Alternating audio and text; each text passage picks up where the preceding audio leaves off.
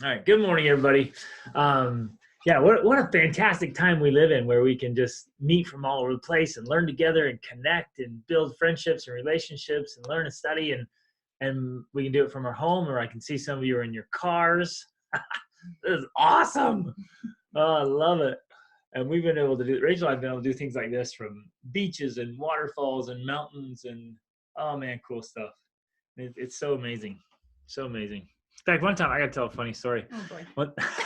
I got to tell a funny story because one time we were in Nepal, right? And we're like trekking in the middle of nowhere. We've been hiking for days and days and days. And we get to this really distant monastery in the middle of nowhere. And it was like this like sacred space of like, whoa, this is ancient.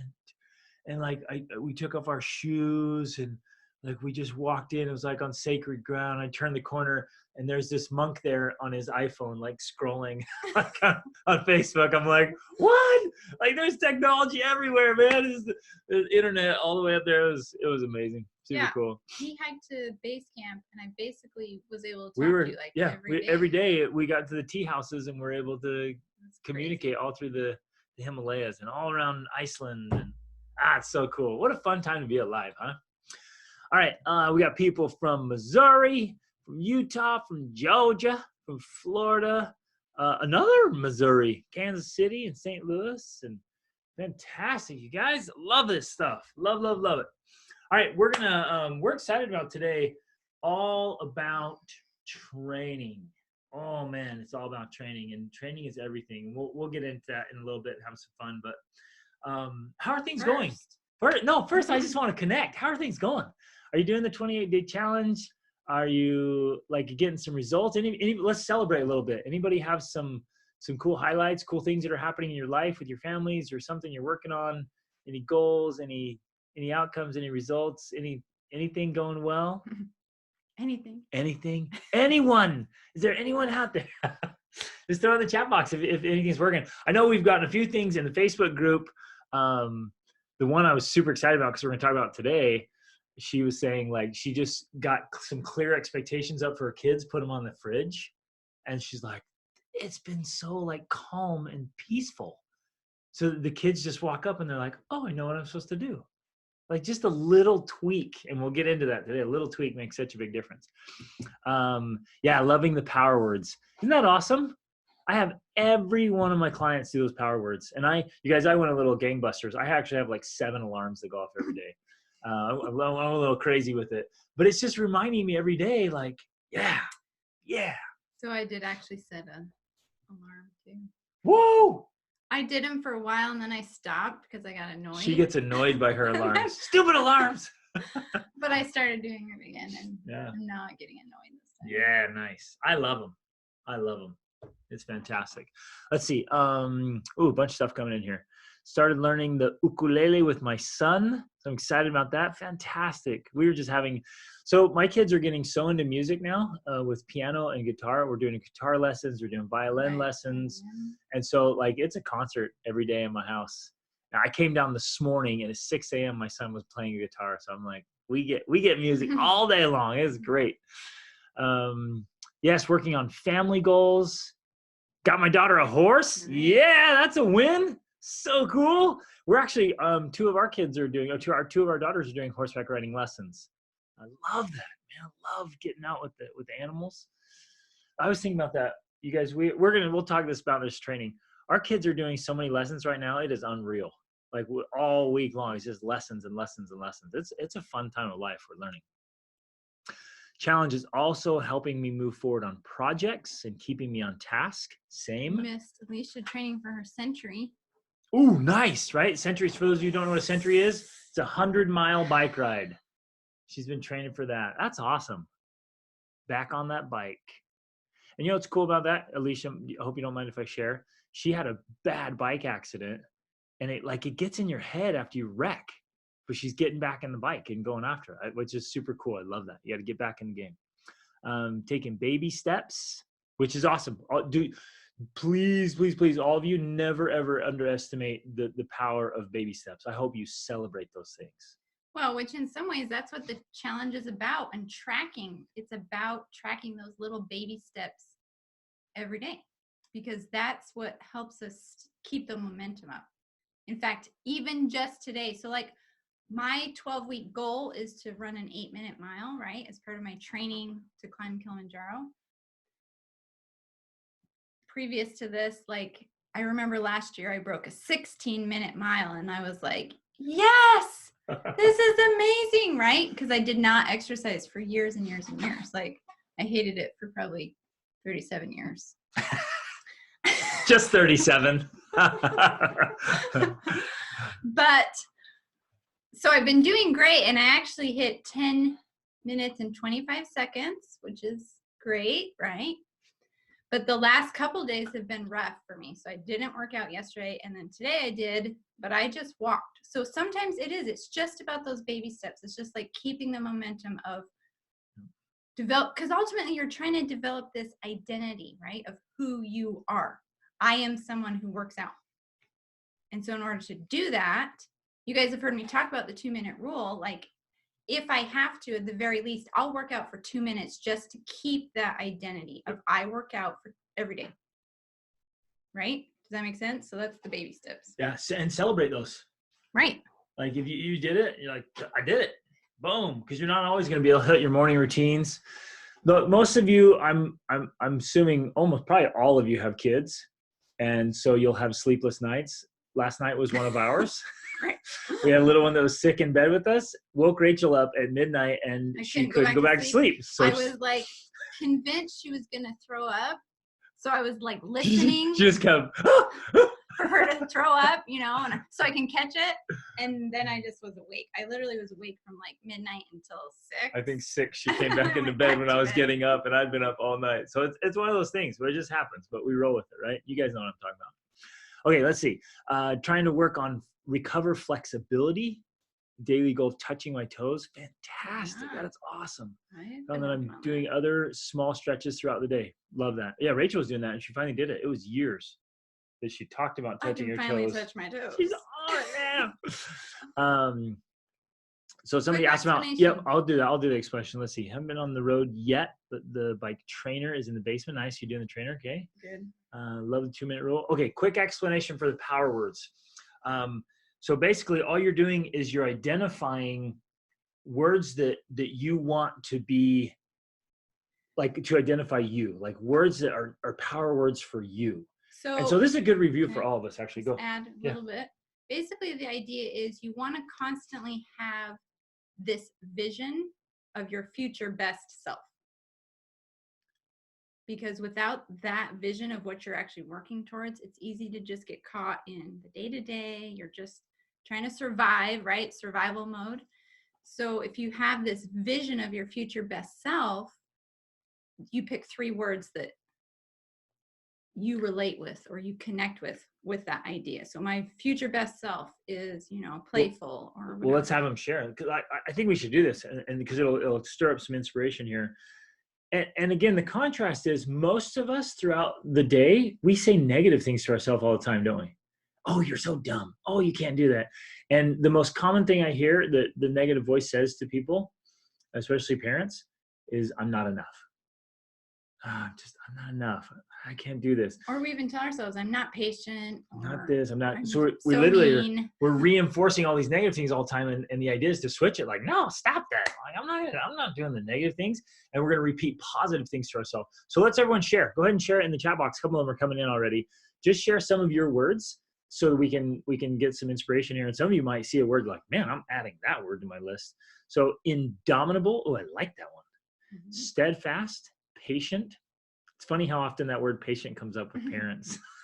I think it's almost every parent has one of their 3 words is patient. Energized, focus, relentlessly optimistic. Nice. Yeah, that's a good one. That's one that's for me.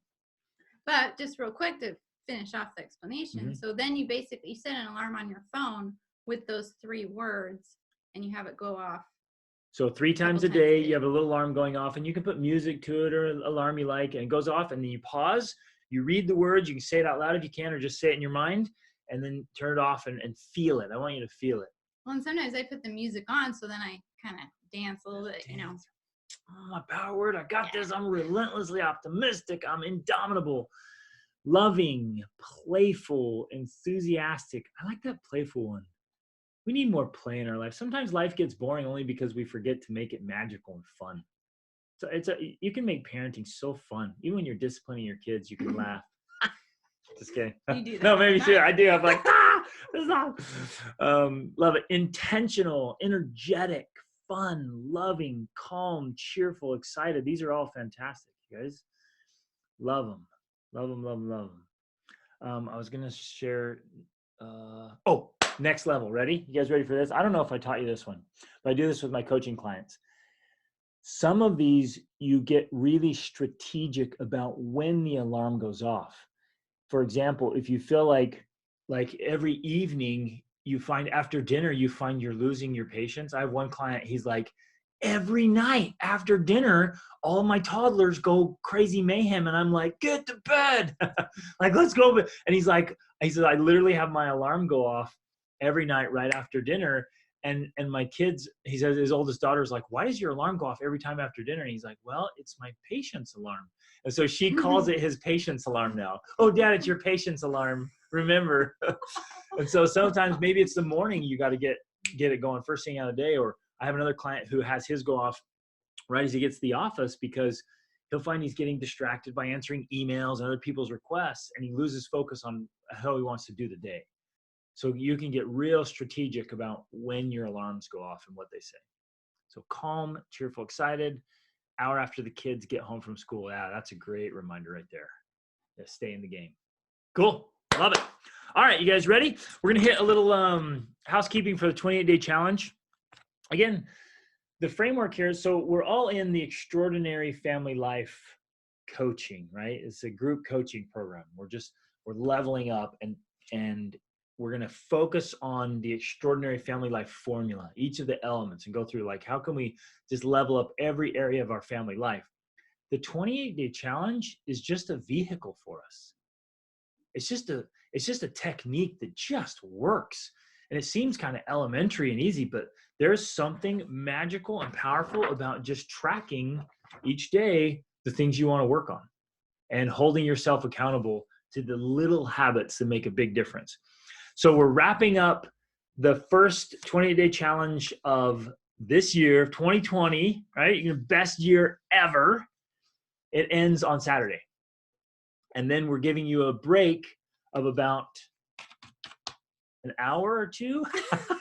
And then we start the next one. So actually Sunday, you guys, is the next 28-day challenge. So the full focus on this one has been you, because that's the first element in the formula. February, it's fitting, right, because of Valentine's, and the next element is marriage. So the next 28-day challenge is going to have a overarching theme of marriage. Now you can still work on practicing the piano and whatever it is you want to work on, but the overarching theme for February is going to be all about marriage. Meaning the trainings, like the daily trainings that come out and stuff, are going to be. I'm gonna give you tons of stuff on just taking your marriage to the next level. Whether you've been married for a couple of years or some of you have been married for a couple of decades, which is really awesome. And now, like, what's the next level?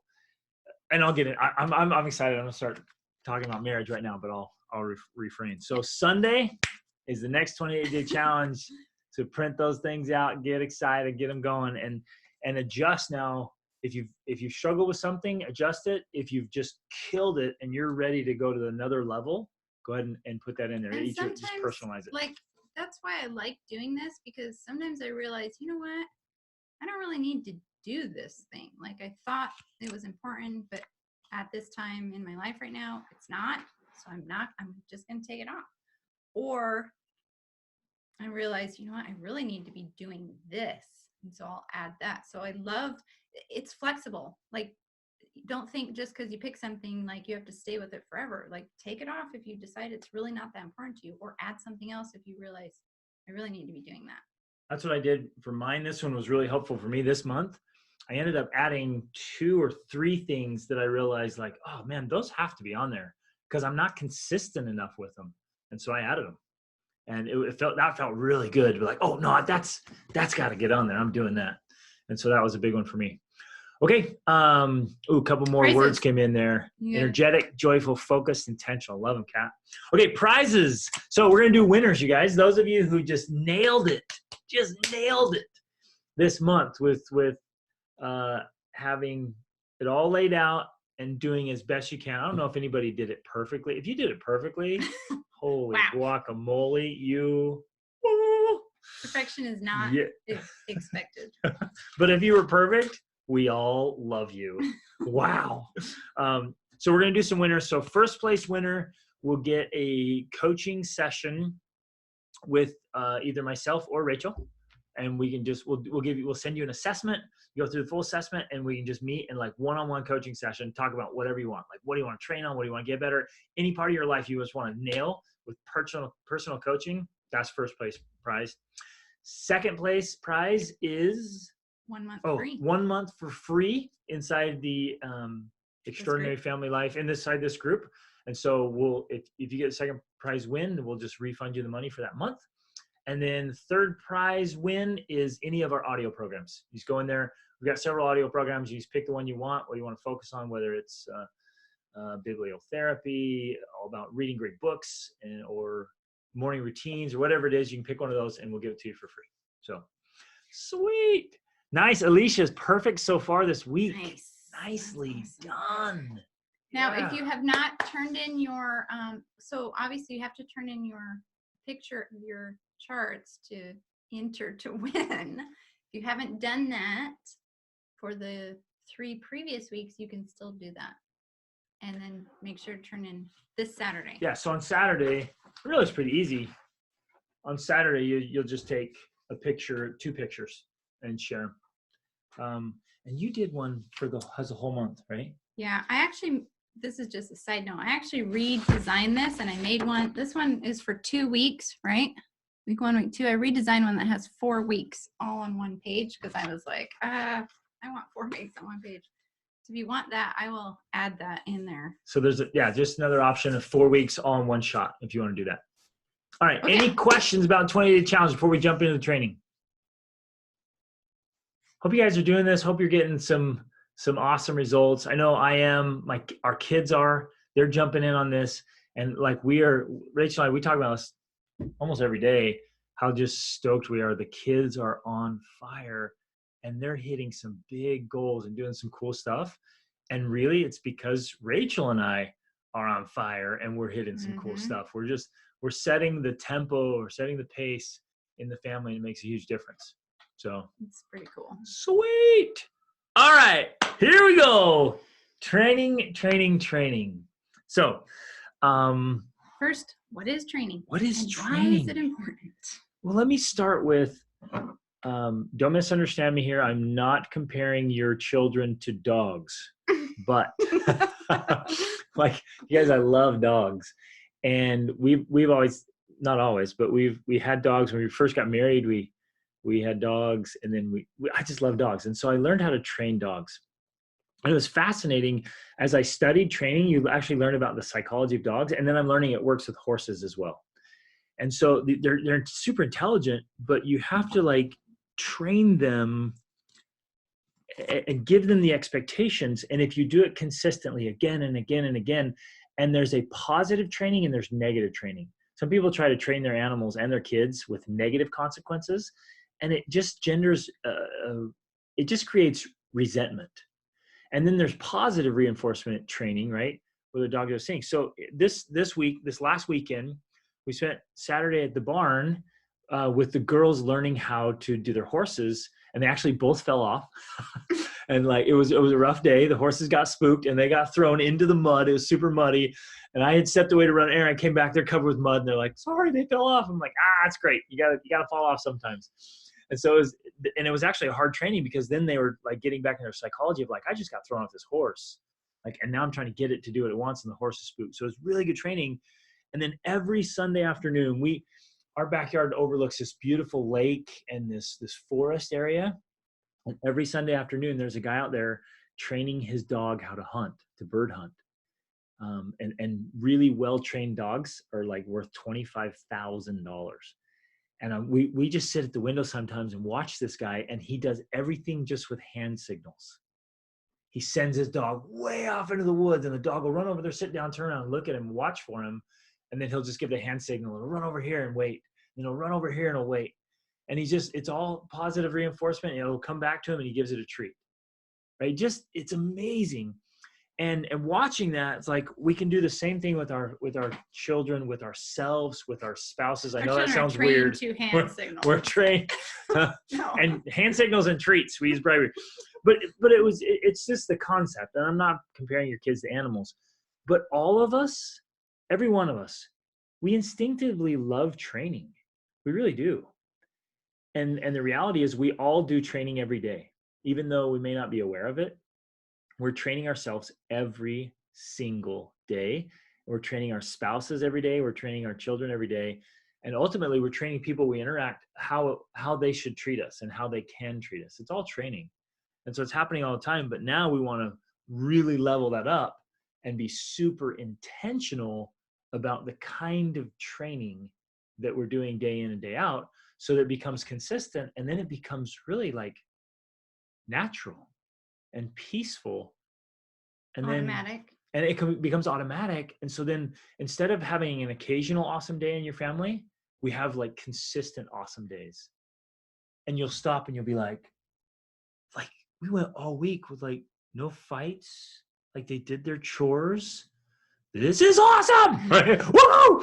It's fantastic, but it all comes down to training and consistency. Yes. So as a mom, training became very important for me when I was, it was really when I reached kind of a low point or a breaking point almost. I remember this was a few years ago, like literally one day I just was like, all I do is nonstop stuff for everybody else. Like, I remember saying to myself, I'm like, am I even a person? Like, am I an individual? Do I even do anything for myself or do anything I want to do? And I kind of just stopped. I was in the middle of the laundry and the dishes and the meals and like all the stuff that has to happen. And I was like, you know what? No, I'm done. I'm done doing everything for everyone. And I'm ready to start doing things that I want to do, like that I care about, that I'm passionate about. And, you know, I still have young kids. My youngest is 3, right? But at the time she was like 1 or something. And I just realized, I'm like, they are not going to do, and I think this was before our favorite quote, which is now we quote all the time, but it was basically the same idea came to my mind. So we have this favorite quote from a Greek poet, Archilochus, who says, you don't rise to the level of your expectations, you fall to the level of your training. And this is like 200% true with kids, right?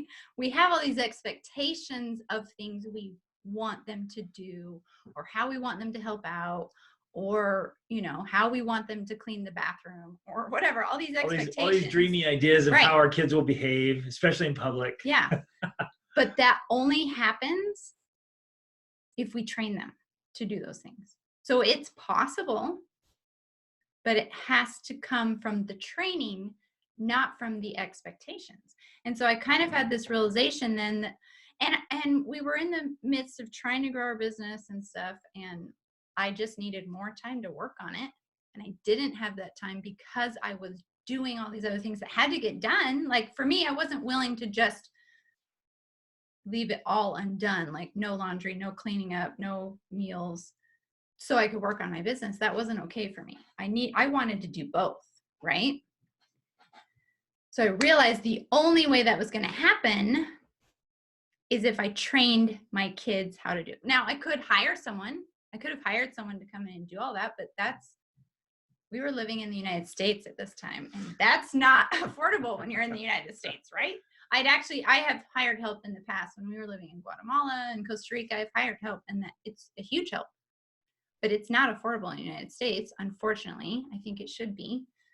So I said, okay, I'm going to have to train my kids to do it. And to date, you guys have heard me tell you this before, like I have not done the laundry in like 2 years.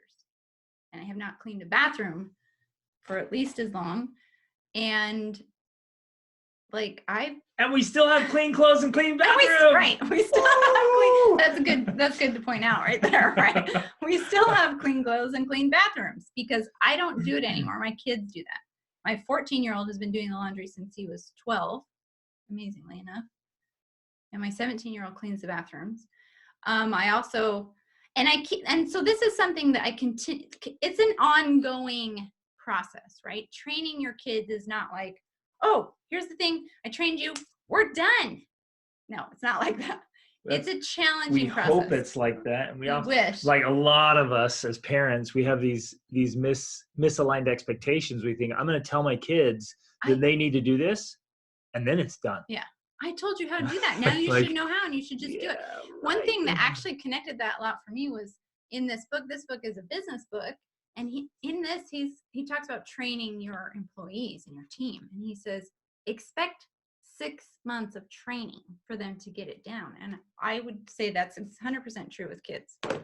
So actually, let's dig in a little bit right there. That's cool that you mentioned that because I had it on my notes here. There was 2 books that I read recently, and they're business books, but they fit perfectly with running a family. Not that we run our families like a business, but they're both just set on training. Wait, hold on. I'm going to say something there. Whoa. I think that was girl.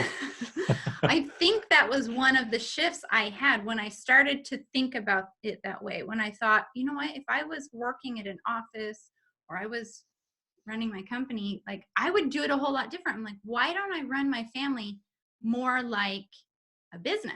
And in fact, remember that book I got? I haven't read it yet. It's like 3 something of a frantic family. He talks about that. He says, in fact, I have read the introduction. That was all I read. And he said, if I think he was saying it to his wife or something. It was in the family. And he was like, if my clients ran their businesses the way we ran our family, they'd be out of business. They'd all be bankrupt.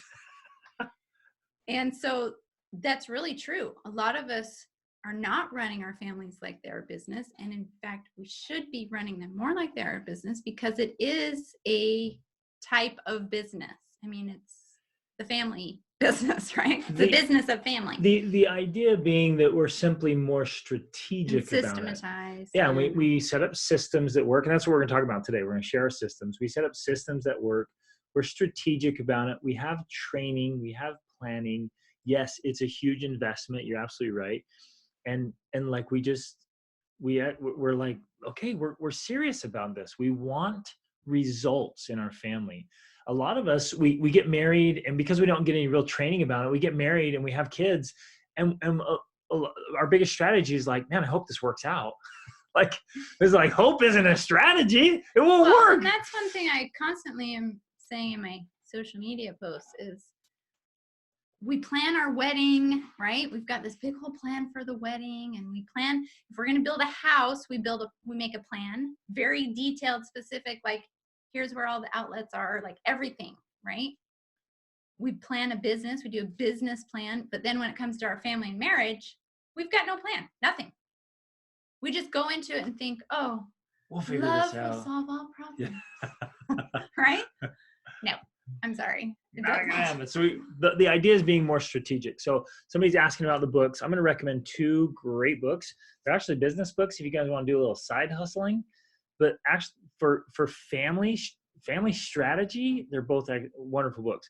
One of them is called Excellence Wins, and it's the guy who created the Ritz-Carlton empire. He was just this little German boy from this little village in Germany, and he's like, you know what? I want to do things in an excellent way.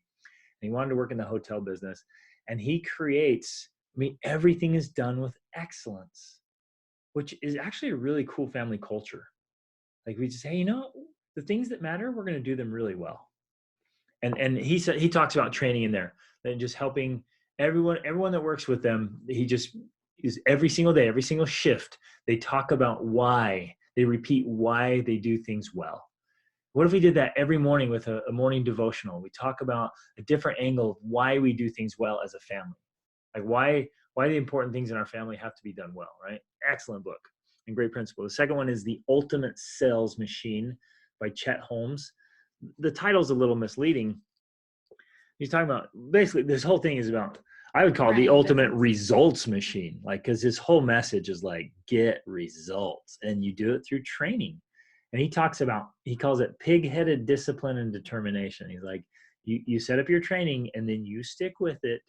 He says for a minimum of 6 months.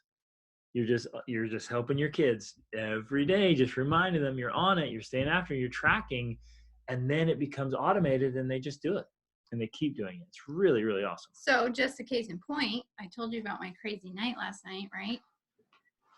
I got up at midnight, woke up at midnight, like laid in bed for like an hour and a half, didn't go back to sleep. So I got up, came downstairs and did some work. At 6 a.m., my 14-year-old got up, came downstairs, and I was like, oh, yay, you're up. Good job. Like, I've been up since midnight, so I think I'm going to go back to bed. So I went back to bed. He woke up, his dad and his brothers and sisters. I went back to sleep for a couple hours. I came downstairs at 8:30. You were gone working out with our oldest daughter, and my 14-year-old was in the kitchen cleaning up the whole kitchen, like everything all cleaned up. And I was like, how awesome is this? Like, I literally didn't have to say anything. I didn't tell him to do it. He knew I, was tired. And he knows what we do every day. Like, that's what we do. He had already cleaned out the basement at 6. He'd set it all up on his own, 14-year-old. So we don't have to believe the things we hear about teenagers. Yeah. It's all about training. It is all about training. Right. This is so awesome. Okay, so basically, I'm going to just try and download my whole system to you, which I know you're not going to get everything. And if you have questions, please ask.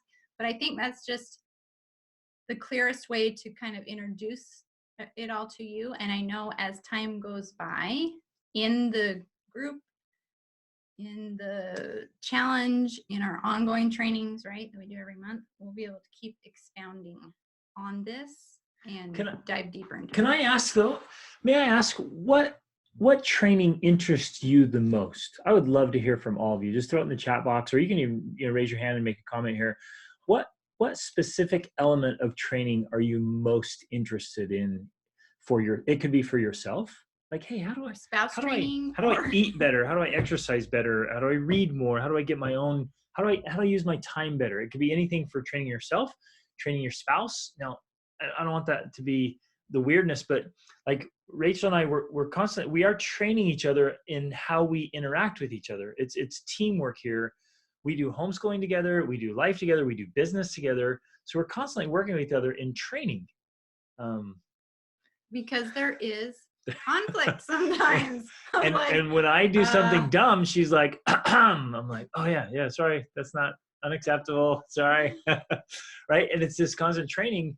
And then of course with each of our children, sometimes individually or sometimes in family culture, family dynamics, it might be morning routines, it might be evening routines, it might be the chores. Like, where are the pain points in your family right now that you feel like, oh my goodness, I really need some kind of strategic training in this specific area of my life or my family or my marriage? I would love to hear that from you, because then we can kind of tailor that a little bit and dial that in. Let's see. How to align family values with my values. Love that. Example, I want to travel, but my daughter is very much just wants to be home with pets. Love that. And missed up there. Oh, another one. Training. How to influence your spouse. Okay, fantastic.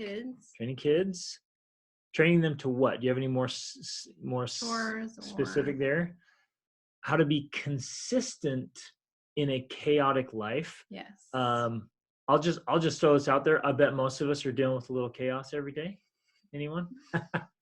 And if you have children, chaos. I'm just going to tell you, like, the training definitely reduces chaos, but it does not eliminate chaos. There's just chaos that comes with having a family. But it's almost like organized chaos, and we can remove the stress and the tension and the contention.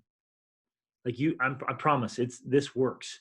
You can remove the negativity of it all. It's still kind of crazy because you have all these human beings doing their thing. You're like, oh, it's a little nuts. but it can still be Sometimes they like a all peaceful talk at the chaos. same time. Yeah. I don't know how many kids all of you guys have. We're at 7. We met a family that has 14. She gave birth to 14 kids, and she was just hopping around. This is great. Love kids. Like, you are amazing. Getting kids to speak kindly to each other, eating better, training kids to be self-disciplined. And that whole idea, especially on training kids to be self-disciplined, all comes down to your systems. What you're doing is you're training them into a system. So you're not asking a child to exercise self-discipline every day. That's unrealistic. You're just asking them to do certain things, and they know what the expectation is, and they develop the habits. So they get up and they're like, oh, every morning I know that's what I do. And so instead of discipline, it's system. They just wake up and they're like, oh, that's what we do. And that's how we do life. This is how, in our house is like, that's how Dennings do things. And okay. And it becomes automated HDDT. habits. Okay, let's keep going. Training 2 and 4-year-old to have boundaries while still building connections with them. So I don't spend my whole day trying to contain their chaos. Oh man, toddlers, they take it out of you. Oh man. So we have a 3 and a 5-year-old, and there's training there. Even for little ones, please don't ever underestimate how much your little people can do. Mm-hmm. They're sharp. And if you've studied any of Maria Montessori, which I would recommend for a 2 and 4-year-old, she's all about the training. And in fact, just real quick, I mean, she talks a lot about teaching them as part of the whole Montessori method. She teaches them how to have their workspace. Like, you have your little workspace, and she'll even give them like a rug. She's like, that's where you play and do your thing. And when you're done, you clean that up, and you don't mess in each other's workspaces. There's a boundary here. This is hers and this is yours, and so yes, that's what I would say specifically, Kayla, specifically for that one, how to help little toddlers have boundaries, read that book. Do you know what the title of the book is? Well, or which one? I don't know. She has a lot, but any of them would be okay. Or even a summary of Montessori method. Yeah, just search Montessori. Just read, but don't Amazon. But go to the original source. Study some of her works and Glenn Doman stuff, because they'll tell you, like, literally that's it. Like, you have a play space and you actually give it boundaries, and like, this is your play area, and then you don't mess with other people. And if you're strategic about it and you set up expectations, it actually goes so much smoother. But most of us just dump a whole pile of toys on the ground and say, don't fight each other. Like, yeah, right. And children actually at that age, they love to have kind of a clear plan. They really do like having a plan. In fact, one of the favorite things, so I hire my kids to babysit so I can work during the day. And my oldest daughter is 17, and she actually, one of the favorite things my kids love, they're 3 and 5, to do with her is they first make a list of everything they're going to do while they're being babysat. And they love that. And they like knowing exactly, first we're going to do this, and then we're going to do that, and then we're going to clean up, and then we're going to do this. And they love having that list. So little kids love doing that. And if you make a little list with them of like, this is what we're doing. Anyways, we're kind of sidetracking. Oh, yeah, but there's cool stuff there. So we're going to give tons of little techniques like that. So Sage, who's 5, is actually practicing her writing while she writes out a list and spelling of the things they're going to do during this time period. You're giving structure, and they love it. They love it. Sometimes we think they resist it, but we love the training, actually. Okay, let's keep going here. How to deal with kids with a huge aversion to work. What do you do with those kids? Like, they don't want to do anything, right? Well, those are my favorite ones. That's my favorite challenge. Give me a teenager who's like, I don't want to do anything. I'm like, oh, buddy, you and we're going to have some fun together. And I'm working. Training about food and good health and consistent meal planning and keeping the kitchen clean. That's where Rachel has just nailed that one with food, cooking, good health. We got our actually the 5th one too, but our 4 oldest can cook up a storm of deliciousness in the kitchen. They all are very competent. And they each have we're giving you little tidbits. We're going to dive in more. They each have a day of the week, and on their day, they're supposed to make ideally breakfast, lunch, and dinner, but sometimes it's just 2 meals. So yeah, we're giving you little pieces here. So I hope the ones that resonate with you, I hope you capture them. And then, so our kids have days of the week. And then if we don't, okay, here's what I want you to feel. If we don't totally answer what you're looking for today, write it down, please, and then email us or put it in the Facebook group, and we'll make videos specifically about those things. So this is, again, kind of the big introduction of what's possible. Here's what's possible with training. And if you need more info, that's what the Facebook group is for. Go into the Facebook group, ask the specific questions, and then we can even just make a video saying, about very specific here it things. is. Let me dig into the meal planning. We've been super intentional and strategic about this for years and years and years. And Rachel and I both, we read voraciously, like we consume all kinds of stuff. So we've got a wealth of knowledge and techniques that we've tested and shared with families all around the world. So we can help with a lot of this stuff. Let us know what really needs to hit. In fact, we need to keep a list of this whole list and go over them. This is awesome. How to have your spouse and children keep track of each purchase as they happen, right? A lot of people need to learn how to start budgeting and keep track of in fact, one of my main coaching clients, he and his wife are still like, we don't even do a budget. Like, they're making tons of money, but they're like, whoa, where did all our money go? And like, yeah, you got to rein that in. Like, you got to get a system in place so you're tracking that. Otherwise, it doesn't matter how much you're making. You could just be making $500,000 a month and just out the door. Like, what happened? So that's a great one. Write a descriptive memo. Only make purchases after verifying there's money available, right? Check the account, then make the purchase. This is all great stuff. These are life skills that we want all of our children to have before they leave home. Training them to recognize that things need to be done. That's Rachel's biggest thing. We can talk about that later. Not wait until the last minute to do things. Yep, love it. Helping kids learn life skills so they can help out around the house more and are ready to launch. So they're more prepared as adults. That one, Melissa, like we are crazy intentional about that one. Like, I want my kids, because I've worked with so many young adults and still do, that they have no idea how to be adults. Like, I meet kids in their late 20s. They can't cook a meal. They can't fix a flat tire. They can't do, they're like, laundry, banking, what is all this? And then a lot of it's not their fault. They just weren't trained.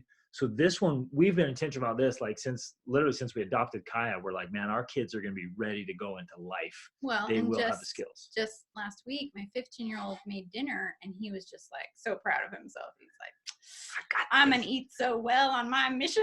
He's just like bragging because he's learned how to cook. And what I want to say real quick is that, I had this intention when I started out, thinking about what I wanted for my kids. Like, I want them to be prepared to be adults. But it really started getting real when it became a necessity for me, because I wanted something else besides doing everything for everybody. I wanted to build a business. I wanted to write. I wanted to blog. I wanted to do all these other things. So it was in some ways it was selfish, because I was like, I want to do stuff. I want to be a person. And as a result of that, it's forced my kids to level up, to step up, to become more mature, because I'm like, you know what? I'm working on the business, guys. Dad and I, we do that. So you have to do the laundry, and you have to do the cooking, and you have to do all these things, because you can't do this other part. And then so another way to see that is, for you personally, when you as an individual are ready to level up, it's going to force you to train your children more effectively. Yeah. When you say, you know what, wait a minute, parenthood isn't about me doing everything for you. Right. Sorry. Like, I'm going to break things up right now. At first it is, of course. When they're toddlers. That's the first thing you've got to realize, is that what stage of life are you in? You're not, your 2 and 4-year-old aren't going to do all the laundry for you so you can build a business. But you have to have that end goal in mind. And this idea of leveling up, like, what's the next level for you? That's really the first step. You have to decide what your next level is. And a lot of times we think, oh, well, there's no way I can do that because I'm just too busy. But that's the catch. You're too busy because you haven't outsourced these things to your kids, which then force them to become more mature and responsible. And so you don't have the time. But when it becomes a necessity for you, which then makes it a necessity for them, that's when it gets real. Because kids know They know whether it's real or not. They know whether you'll really end up doing it if they don't. Yes, they do. My kids know that. I'll come in and I'll be like, guys, I worked all day and you guys didn't even clean up. Like, that's not fair. And they know and they feel it. And they'll be like, oh, yeah, Mom, we'll do it. We got it. We got it. We're on it. Right. And so we're still doing the training. But you wonderful parents, especially you wonderful moms, your hearts are so big and your love is so special. You're just filled with this goodness, and you'll self-sacrifice every day. You'll give up your sleep, your own desires, and just, oh, I got it. And you do everything, and you run yourself into exhaustion because you're so good. It's one of your best. You just have this superpower to do that. But at some point, you got to say, you know what? As much as I love you, little person, I'm not doing this for you. Or bigger person, especially you big kids. Like, you're on it now. I am not touching your clothes, because you're like, once I would say, and each kid's different, but a 10-year-old can do the laundry. It's like, hey, buddy, you're on your own now. You get to wash your clothes every week. So if you don't have clothes, and you remind them, again, the training happens, remind them, like, remember, tomorrow we're going on an outing. We're going to go out and do something fun. You got to have clean clothes. So you make sure you do your laundry. And like, you're doing the training, but stop doing things for them. I guess that would be one of my biggest encouragements today. Stop doing things for your kids and train them how to do it for themselves. That's going to be the best thing you do for them, because you're going to train them for adulthood. Again, I'm going to share things as I think of them. If you need more clarification, please write that down and ask. But like, one of the things is that no, I hate it when I do that. Okay, it'll come back. I'll keep going. We're still way messages behind here. Yeah. So we're gonna hit all these because this is good. How to clean from one activity before starting the next one. That's a big one, right? That's a huge one, actually. How to jumpstart training for family and kids when they don't want to. Yeah. How do you deal with the resistance, right? Which you're gonna have. Your kids are gonna resist it. You're gonna resist it. Your spouse is gonna resist it, because we all have the druthers. You'd rather be sitting there doing nothing. Right? We all get lazy. And how do we set that up where we're like, no, we got to get done what needs to get done. Splitting time between a teens and a 2-year-old. We have that full range. We're 17 to 3. Like, how do you work with each one? How to guide a 21-year-old. I love this. You guys, we have a full spectrum here. How do you help a 21 or 19-year-old live on their own, but still need guidance, right? Training still is happening in those young adult years. You not only are teaching them to survive. A lot of us do that. We're like, well, I hope my kid survives here. No. We want our kids to just crush it. We want them to be winning, to be excelling. My kids, they have a full expectation, and they're getting trained not to just survive, but to be leaders. And they already are. They're leading their friends. They're leading their peers. And I expect that. Like, fellas, we're going to train so well here. You're going to be teaching your college roommates or mission companions or whatever, workforce. Like, you're going to be leading out and helping train others, because we're going to train you so well. That's our expectation. That doesn't have to be for everybody, but like, it isn't just survival mode here. It's like, we're going to train these kids just to win in life. I didn't have it 10 years ago. Now I want to encourage them to study personal development. Perfect. Thank you, Shelly. That's awesome. Yeah, get it in their hands and lead by example. You better read. I got to read faster. This is so awesome. Training to not be negative or judgmental when someone makes a comment or suggestion. And on that, Nathan, I would add, train your kids how to receive feedback. So few people know how to get feedback. It crushes them. Somebody says something mean or says, hey, you need to do that better. I'm never doing that again. So I got to keep going. Feel big family, multiple stages. Okay. Yes. How do we get them into family scripture study or family devotionals or reading from great books together? Diversion to work, family nutrition exercise, another nutrition, not eating refined sugars. That's another big one we work on a lot in our home. It's awesome. There's so many things I'm like ready to dive into. Yes, it's but awesome. I guess I want to say compliments and be positive things throughout the day. Show physical affection. Love that. That'll be part of family culture. Do you pick a few things you want to train them on and just work on that, or do you just throw all the things at them? Okay. Well, we'll get into that. Consequences that are effective when kids don't follow house rules. Absolutely. Because consequences are key.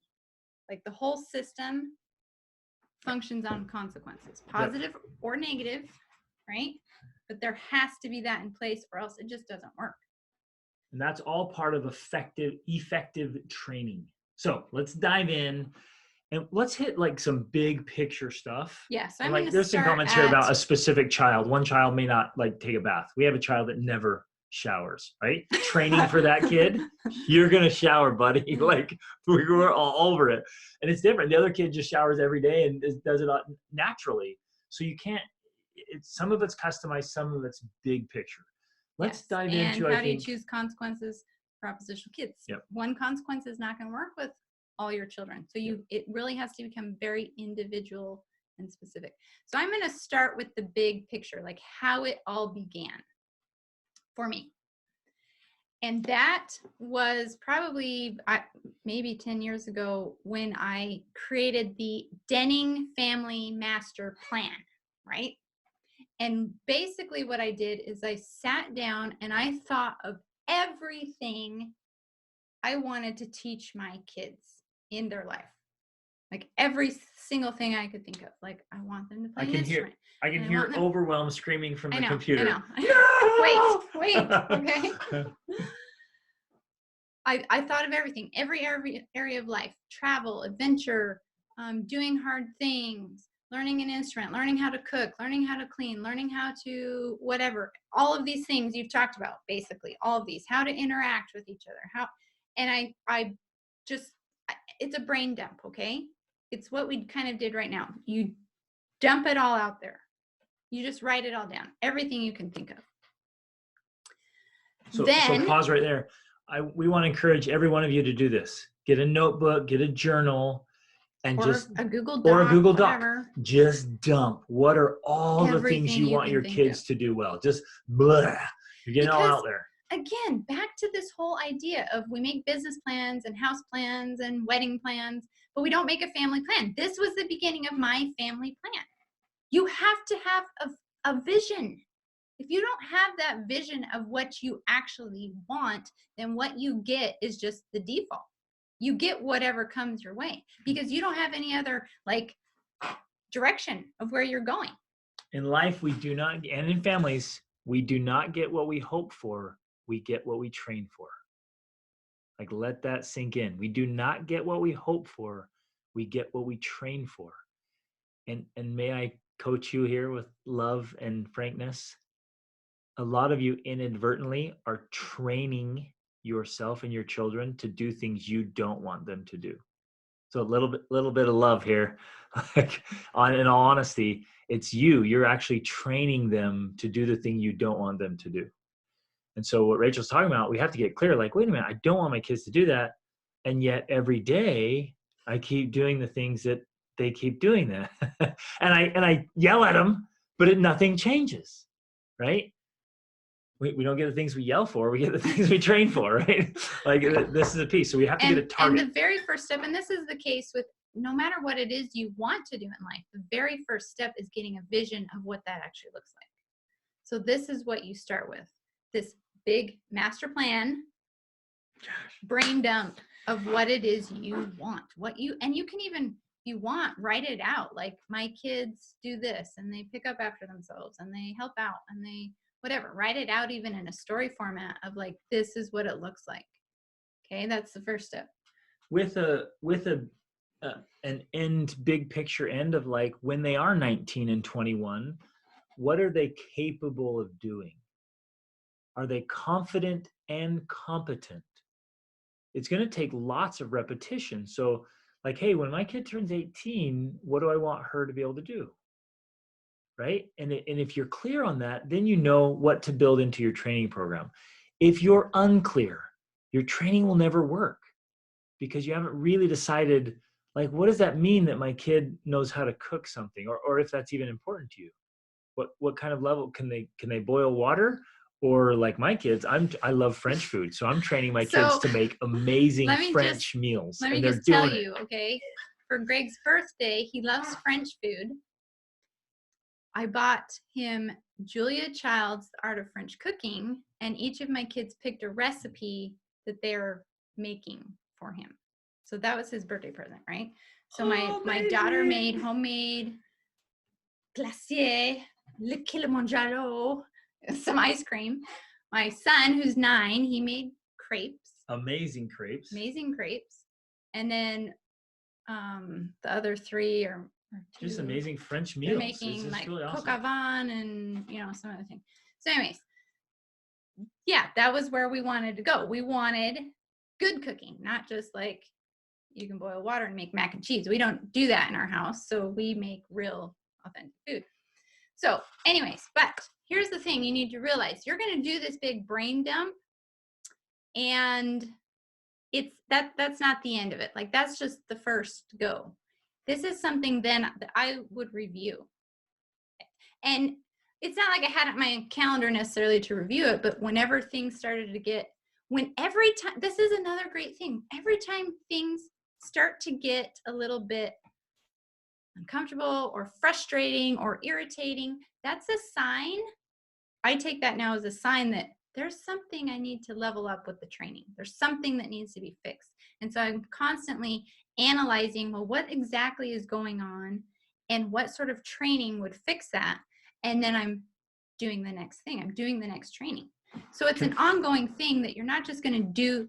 This is the start. Do this one time, but then every year at least, try and reevaluate that and think, okay, where have we come? What's gone well? And where are we going next? And I want to emphasize that if I can. Look at your life right now, and where's the irritation? Just think through it. Like, where do you feel most irritated? Where are the pain points? Where's the frustration? And it came out in this list here, this wonderful list you guys give. Oh, it's like, well, there's fighting here, or there's lack of cleanliness here, or lack of responsiveness. They want to like wherever it is. And then this is where you take her big mind dump and you start dialing it down to a specific training system that you build. So, and that also goes with the other question I think Alicia or someone asked about, well, do you start with everything and just throw it all at them, or do you like pick and choose? And I would say it's generally best to pick and choose, just because you personally, training takes time. I'm not going to tell you that it's not time consuming, but you either have the pain of dealing with the problems, or you have the pain of doing the training. Like, I put in the hours. I have to make charts and I have to do research and I have to think about, okay, well, how's this going to work, and break it down, and how am I best going to teach this to them, and how am I going to inspire them to want to do this? Like, it takes time, but it produces the results. And so you don't have enough time to do training in everything at once. So you've got to pick your pain points. Like, what are the things right now? And it might be something unrelated. Like, maybe your pain point is like, we need to make some more money with our business, and because of that, I need to work more, which means these specific things need to be outsourced. Maybe it's the laundry or the dishes or the meals or whatever that needs to be outsourced. So those are the things that need to be taught. And amazing what happens too, there's a lot of side benefits to doing the training, because now, guess what? They're just naturally a little bit cleaner, or there's less fighting. Sometimes fighting happens because our children lack employment. Yes. If they're not busy so true. with a real job throughout the day, it just leaves them open to like bickering and contention because they're bored or they're annoyed or all these things. But when they're actively, like, the times when things go the best is when everyone knows exactly what they're supposed to be doing and they're actively doing it. And that, I'll jump in here. That's also the number one reason. You guys, I've been working with youth for 2 decades. That is the number one reason that I see youth, tweens and teens and young adults struggling with motivation to do things, or like they just, I don't want to do anything. They seem so unmotivated. They're so just resistant to anything. They don't want to work at all. It's often because they don't have something to work towards. They don't have something to work on. And it seems counterintuitive. You're like, are you kidding? I can't get this kid to do any work. It's the opposite. Every person wants something important to work on. Every single human being wants something important to work on. if they don't have it, then they resist work. And we Well, say, you need to do the chores. Really, they need something that like lights a fire inside of them. Then the chores is like nothing. Like, yeah, I'll knock that out. Whoop-de-doo, because I'm working on this. And you can totally transform their whole mindset in life. and on the other side of that coin is when they feel like what they're doing, like doing the chores is actually really contributing, like it makes a difference, that makes all the difference for them. My kids are way more willing to do their chores because they have to do them, because have to meaning not be, of course we all were like, yeah, my kids have to do their chores, but when they have to do it because they're really helping me out, they're helping mom out, and they know that because mom can't do it. Mom literally doesn't have the time to do it. Mom literally is too busy doing, and this is another key piece of the system. Let me add this real quick. I'm very clear with laying it all out. This is what I do, and this is what dad does. And these are all the other things that need to be done still. So you guys have to like volunteer. Like you have to say who's going to do these things. I mean, pretty much my son did volunteer to do the laundry, and he's been doing it for 2 years for the family. He picked that job and he's been doing it. And he knows that it's actually contributing to the family. If he doesn't do the laundry, I don't have clothes to wear. He knows that. If he doesn't do the laundry, we don't have towels. It's real. It's not just like, you have to do it because I asked you to. It's a real consequence. So, and there's something about that that helps with the maturing process because that's what ultimately becoming adult is. You become an adult when there's nobody else to do it for you, right? That's when we're an adult. Like that's for me, I know that's when I started doing my laundry, was when I moved out and nobody else was there to do my laundry. I became an adult. My son's getting that now because I've forced that circumstance or situation by pursuing my own interests and passions and making that a have-to thing that literally is contributing to the well-being of the family. That's a huge piece there.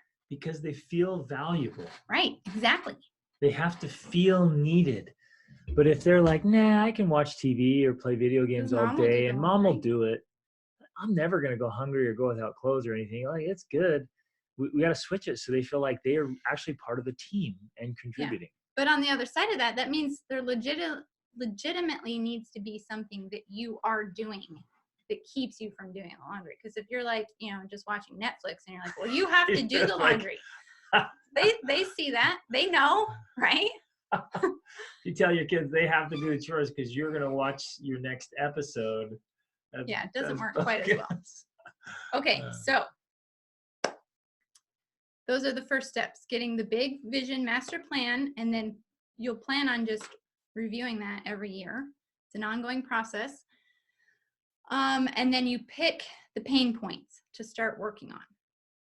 Now, because we've realized, you guys, this 1 hour session is actually a 3-day event. Yeah, really. I'm just sitting here in my mind. I'm like, we need to do a live 3-day event called Training for Greatness.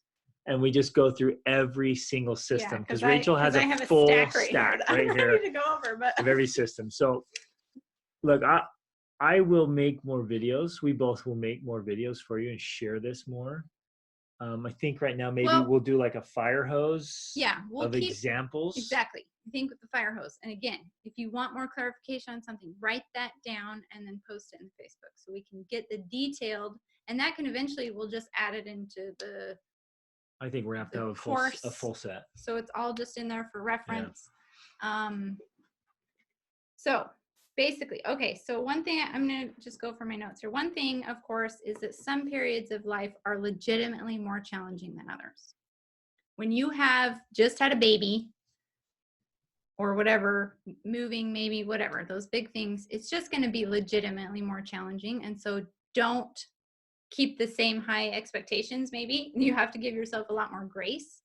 So first of all, you need to know what period of, like, what time of your life you're in. Don't throw out the expectations. Right. Just don't adjust throw them them out. Just adjust them and have grace for yourself. But I also know that it's always more helpful, instead of saying things to myself like, why do they always have to do that? Or why does this? Or why is my life so hard? Or whatever the things I say to myself are, if I started asking different questions. So I would start saying, okay, if there were a solution to this thing, what would it look like? If I was gonna get my child to sleep all night in their bed, how could I go about that? And here's the other thing that I've found. No matter what the topic is, if it's trying to get my kids to sleep through the night, or it's trying to get them to do their chores, or it's trying to budgeting, or there's a book out there, okay? This is one of my secrets. There's a book out there. So when you figure out what your pain point is, do your research, get some books from Amazon or the library, and like dive into that. The answers are there. Okay, so that's a little secret thing there. Ask the right questions. And we're going to share all the things. Yeah, we're still going to do that. Many of you don't have the bandwidth or the desire to read all the books we've read, and so we're going to share. We're going to share this stuff. Yes, we are. But there's always something out there, and not all of them are good. Okay, there's like 10 books on every subject, and not all of them are good. So heads up on that. You read some books and like, that's junk. I have a book list that it's on the site if you want to get the book list. Okay. So write down everything. We talked about that. Okay, here's another thing. So then after I wrote down, I'm going to kind of start with both of these. Okay. After I wrote down everything I could think of that I wanted to do, I started picking and choosing some of the important ones or the pain point. And then I came up with an ideal schedule. Okay, I say ideal because you're never going to reach it. It's not going to happen every day, but it's the ideal you're working towards. Then I also came up with this. Can I pause before you do this? I think one of the most, now, okay, let's say, for example, you sit down, you come up with this awesome deal. You got it dialed in. You're like, this is what our family's going to look like. The most ineffective thing you can do is just walk into your family and say, this is how things are going to be from now on. Because they'll be like, bah. Like it just won't go over very well. So you actually have to be really adroit about it, really skillful, really tactful, diplomatic. Here's how we always approach it, and it works like a champ. Yes, this is a key point. Don't take everything you're learning right now and go in and be like, okay, guys, yeah, we're changing everything, because people, they resist that. Even our kids are still like, oh, what? Yeah.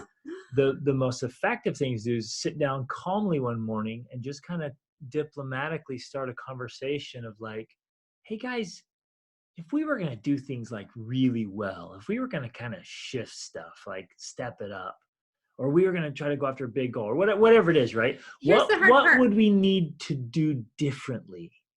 And let them come up with the ideas. And most of their ideas will actually be on your list. Here's the hard part.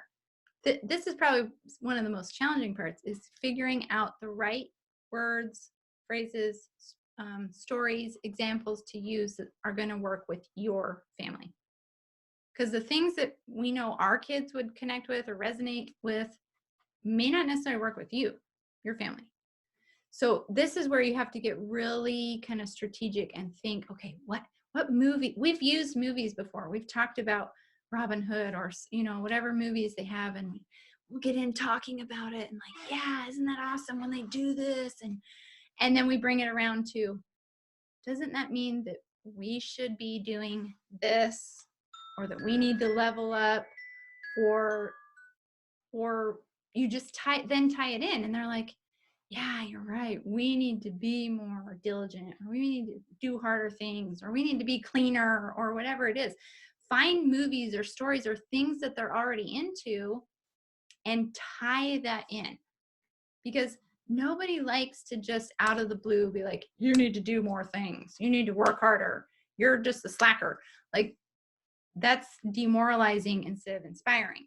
And so you want to find a way to inspire them to want to buy into this. That's the first step. Well, let me give a quick example. One of you asked, how do I get my daughter to want to travel when she just wants to stay home with her pets? You just start right now like, oh, wait a minute. What if, and I mean, I've got all kinds of ideas going on right now. Horse farms, or well, like what are the coolest animals you like? And we get some books and they're like, oh my goodness, are you kidding me? I would love to see an African safari. And then you go, there we go. That's our ticket. Or you want to go see these animals? You want to go to San Diego Zoo? You want to, like, wherever you want to go? Did you know? And you just walk in. Did you know there are 327 unique birds to Costa Rica? Did you know that? They're only in Costa Rica. This is the only place you can see them in the world. Wouldn't you want to like to see those? Like, yes. Yeah, whatever their thing tact. is, you just have to tie it in. There's gonna be a connection there between what they want and what you want. And you find that spot, and that's the answer for that. Okay. So I created my ideal schedule. Here's an example of my ideal. I literally took, these were all hanging upstairs. She yanked them all off the wall right now to show you guys. When I came downstairs to let me bring them down. So this is our schedule, my ideal schedule, okay? How Dennings do things, HDDT.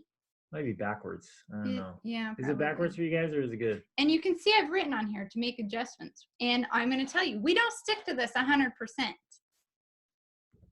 No. But it's the framework that we consistently come back to. And we'll share all these with you guys. We'll send over, I think in the Facebook group, we'll share some pictures of them. Do you want to start with this, though? Yeah. So then this is another thing. And again, this wasn't something, I came up with a idea based on my kind of brain dumps, and then I talked to everybody about it and asked for their feedback and adjustments. And it's basically, I'll read some of it so you don't have to read it. So again, it's our family culture. We're like, how do Dennings do things? And you guys need to get clear about that. You take your family, like, hey, how do we do things? What's our standard here? Some of you might, everyone's going to speak multiple languages in our family, or everyone's going to play an instrument in our family. We are always looking for ways to serve others in our family. Like, we're always complimenting. You get clear about how you do things in your family, but then you write it out, and we had our kids sign it. We all read it. We kind of made it together, and like everyone buys in with it. And they're like, yeah, that's great. Okay, everybody sign this. Like, and it sounds kind of weird and formal, elementary, but it works. Like, what you're doing is you're setting a standard, and everyone's buying in. Yeah, you're getting them to opt into doing this. And just real quick with the schedule, I keep coming back to this again. I mean, you guys kind of know some of our story. We spent basically 12 years being nomadic, right? We traveled to 36 countries. So you don't have to have a house to do this stuff, because this is our first house we've had in 10 years or something. I mean, we've lived all over. We've lived in Airbnbs and hotels and RV trailers and all these things. But what I constantly come back to is establishing these routines, because they provide structure to the day, and structure to the day provides incentives, motivation, consequences. It naturally sets those things up. So like, for one of the first things, we do everyone does their morning routines. Like, everyone's supposed to have their own morning routine. We have our morning routines that we get up and do. The little ones have a morning routine, like my 3 and 5-year-old, but it's little cards I printed out of, you get dressed and brush your teeth and fix your hair. And for the little girls, they actually have to go find an older sister to get their hair done. Who's the nanny? She's the nanny. So she helps them with that. But everyone has their little morning routine. And before they can have breakfast, food's a great motivator for my family. Maybe it works for yours. I don't know. For mine, food works as a motivator. And so they're not allowed to have breakfast until they've done their morning routine. They're also not allowed, especially for my older kids. I make lots of charts, my kids. This is our internet agreement. So I have the power to turn off the internet. I have an app on my phone. I can turn off the internet. They don't get the internet turned on for their device until they've met these requirements. That's how I ensure they don't get lost on a device somewhere. We use devices for school, so they all need to use them, but without this natural accountability in place, they end up lost on it doing something, and then I'm like, oh, did you do any of your stuff? The app I use, it comes with my internet service, which is Xfinity, Comcast, and so it's I don't know, it's Xfinity, Xfi. So your provider may have an app that allows you to regulate. In fact, we can go in and turn off individual devices. Yeah, I can turn off my son's Like, iPad, or I can turn off his laptop. So I can literally turn it off. And sometimes I will do that. I don't necessarily like it, but it works. If I can't find them, I'm calling them or whatever, I'll turn off their internet and suddenly they show up. Oh, hey, there you are. I need you to do this or whatever. But if your provider doesn't do that, I know there's devices like I know Disney Circle, and there are other devices where you can install those, and then you have the power to control the internet. And that's a super powerful thing. And I know moms have asked me about this before, and I know it's a problem. Control the internet in your house. We tell our kids all the time, using the internet is not a right, it's a privilege. And you earn that privilege by doing the things you've agreed to do. And until you've done those things, you don't get to use the internet or our devices. We pay for those things. We buy them. And we are very clear in our family, the internet is a tool, not a toy. Yes. So can I give a warning here with some love again? A lot of you, maybe not a lot of you, but a lot of parents, none of these systems will actually ever work. We could give you all these tools and they just won't work for certain families. And here's why.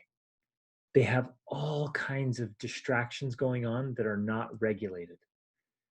I met with a couple a few months ago, and she was like, my son plays video games 12 hours a day. I can't get him to do anything. What should I do?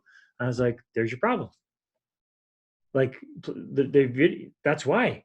Of course he's not going to do anything. He's addicted to video games. Like, the video games need to be drastically reduced and regulated, if not completely removed from the home altogether, because none of this will work for that young man if he has unlimited access to 12 hours of video games a day. And so whatever it is, like, and it might be your kid's bed. You might have a kid that just spends the entire day in bed. I was working with a young man that did that. And so I helped him, like, hey, new training, your bed is for sleeping only. If you're not asleep between these hours, you're not allowed in your bed. See ya. And so guess what? He found other things to do. It was awesome. But like, if you've got some kind of distraction, some kind of problem that's consuming you or your kid's life, if the TV's constantly on and keeping you from doing things, one of my clients, I gave him a challenge. They were big TV buffs, and he realized, man, the TV is just consuming our whole family life. He took all the TVs in his house and went and put them in a storage unit. Changed their whole family dynamic. Total transformation, right? Because they're like, no, like, that's the thing that's stopping us from making all this work. So the big warning here, if you've got something that's stopping you, it's got to go. And we call this head gates. And we've been using this for a long time. It's kind of this idea, if any of you guys know about irrigating fields, you have the ditch where the water runs, and you direct where the water goes depending on the gates. You either open them or close them. That's the whole head gates philosophy. And so if you close off certain gates, for me, that's the internet. I shut off the internet, and you don't get it on until you've done your stuff. That provides a natural consequence that's not, it might be negative at first if it's something you haven't done, but then it becomes positive. Oh, as soon as I do this stuff, then I get the internet on. That's a positive thing. And they want to do it because then they get to do what they want to do. Okay. Well, again, within boundaries, what right. Our kids want to do is they want to learn languages. They want to do their studies. They want to do their math studies. They want to. Like, they're using them as tools for effective things. Our kids are like, can you please turn on the internet so I can practice Spanish? And like, yes, I can. Oh, and again, more explanation on that. I have this separated into sections. This is the morning, study time, afternoon time, evening time of internet usage. So it's not just like, oh, you did your morning routine and now you get the internet on all day. No, you get it on so you can do your studies. And then once you've done your studies, if necessary, I turn it off.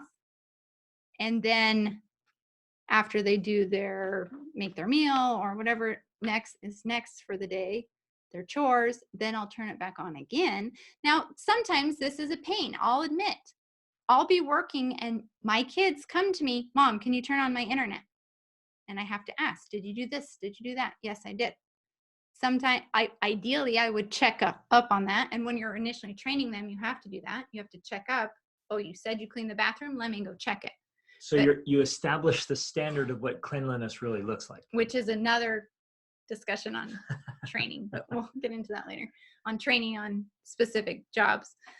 Now I'm to the point where I mostly trust that it's probably not perfect, but it's good enough. And so, okay, I'll turn the internet on. So it's kind of, it can be annoying sometimes that they have to constantly interrupt me to turn on their device, turn on their internet, but it's worth it because in the end, I get all the things done by them. The bathrooms, the laundry, the meals, all this stuff is going on while I'm in my office working. So to me, that's worth it. It's worth those interruptions and having to manually turn on the internet and turn it off to get it done. So we have some people asking here if we can share the contracts. So yes. Yes.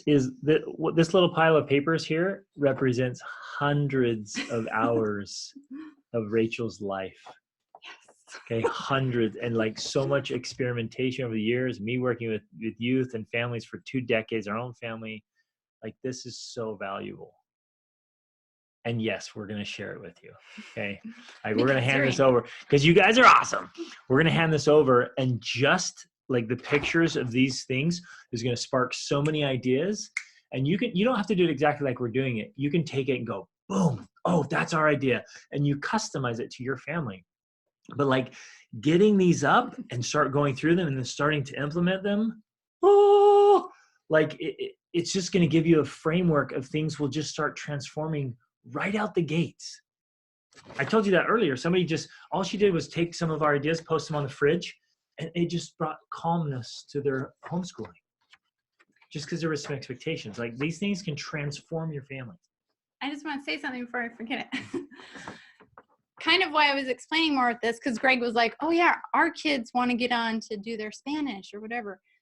They're not that angelic completely. The reason why is because they know if they don't do their Spanish or their math or whatever during this time, then guess what? They don't get internet in the evening to chat with their friends. So it's all in order. They know I've got to do my morning routine so that I get internet to do my studies. And I have to do my studies so that I get internet to talk to my friends tonight. Does that make sense? It's all set up so that you're creating a system to reduce failure. And again, I didn't just come up with this one day and, whoa, this is a perfect system. This, again, like he said, I tried things and I'm well, that doesn't really work because they end up getting on anyways, and then I switched it and fixed it and I made adjustments and changes and this probably won't be the last time I do that either. I'm sure as they grow and as we have different needs, I'm constantly making adjustments and new charts. And my kids' favorite thing is when I got a new chart, guys. And they're like, ah. Okay. So back to this thing, our little family contract. It says, again, you've got to come up with your own, but it's basically things like I establish my own morning routine. Unless they're small, then I establish one for them. And I commit to following and completing it each morning before breakfast. I commit to being on time to family prayer and breakfast, ready for the day with my body in my room, neat and clean. I commit to being on time to morning devotional. I commit to my education and my personal development. This is something, again, we could do a whole training just on homeschool training, a training on training. We tell our kids over and over and over again, you are in charge of your own education. I'm going to have certain standards, but ultimately you've got to get it done because you're the one who's in charge of your life. I'm not going to suffer your consequences. You're going to suffer your consequences. I commit to showing up and participating when I promise to show up and participate. I commit to tracking how I spend my time during study hours. I require my teenagers to do that so that they can graduate from high school. They have to track. I spent an hour reading and I spent an hour doing math, and they track it all. Anyway, so there's a lot on this, but that's another thing. Let's give a few more things here.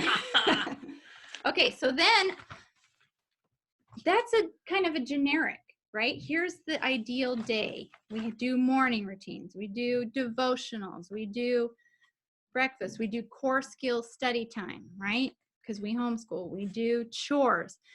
Then what you have to do after you've created your big master plan, you've created your ideal schedule, and then this is why this is a process. It's not something you're going to do in a day or even a weekend or whatever. Then you have to dig into each of those things. What is the morning routine actually? What does that look like? What exactly do we do during devotional? And this has changed over the years. Sometimes we read scriptures or memorize things, or sometimes we talk about current events, or sometimes we address an issue. Maybe one of our kids has been not showering, or maybe they were being mean to their sibling. And so we will come up with stuff addressing that issue without them knowing we're addressing that issue. And we'll say, wow, did you hear this story? Or I read this in the book. And then we tell that and we talk about it, and it's hitting home for them without us actually saying, you were being rude to your sister and you're a bad person because of that. Like, it's totally indirect, and yet it's more powerful because they're learning through the story.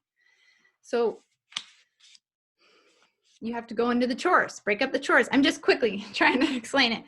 Eventually you go into every aspect of your ideal schedule and figure out a system for best doing that. So like this, I created a morning routine list, and this I just hang up. Originally, I created a morning routine chart for each child, especially when they're younger. But now that they're older, a lot of them, I just have a list for reference instead of them having to check it off. But sometimes it's helpful to have it be a chart of like, okay, this is your morning routine. This is what you have to do. And they check it off each morning so that you and they both know that they got it done.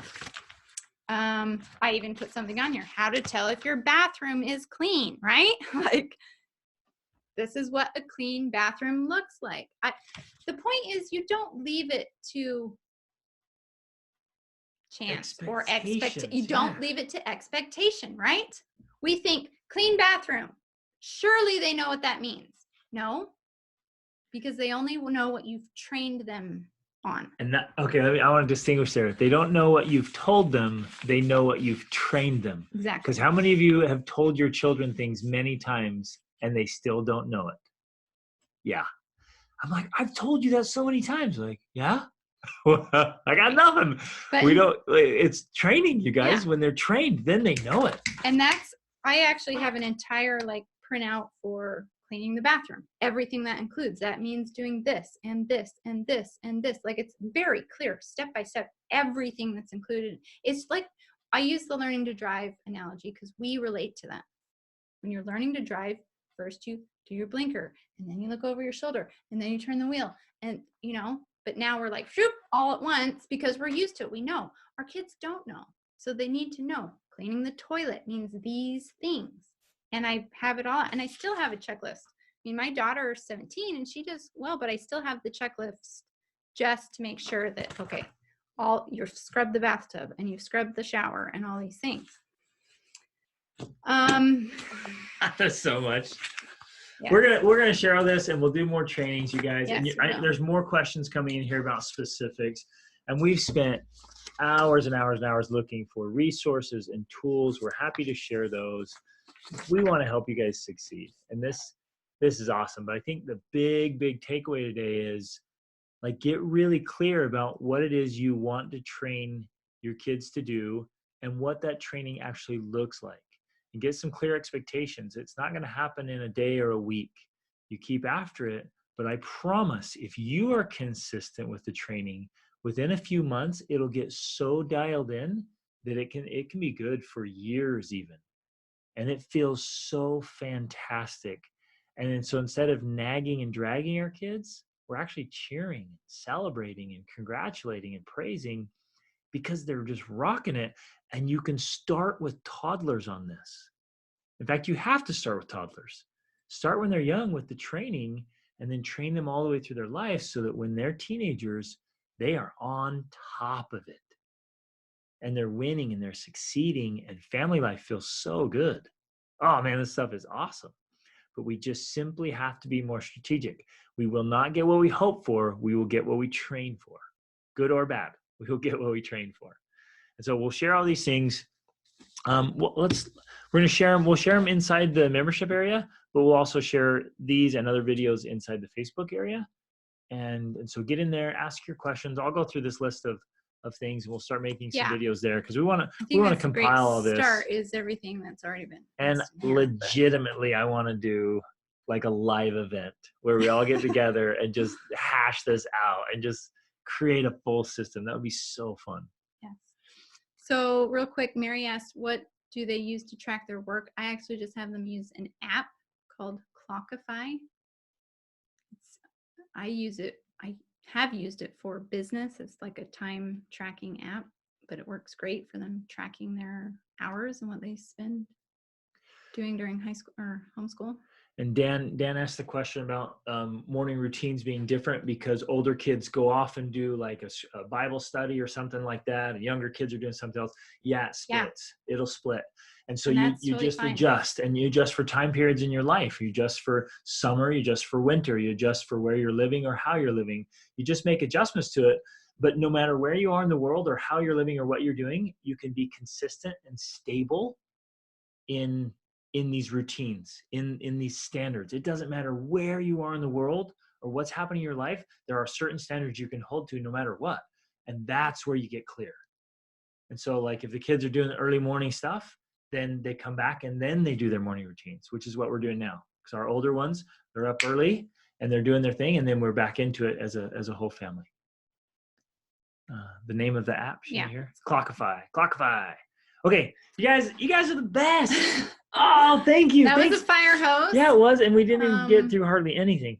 Thank you for being deliberate, intentional, awesome people. Thanks for wanting to be great. You are great. You're fantastic. And the fact that you're here listening and caring, like, this is super special. I wish we were all together to give you big hugs and high fives, because you people rock.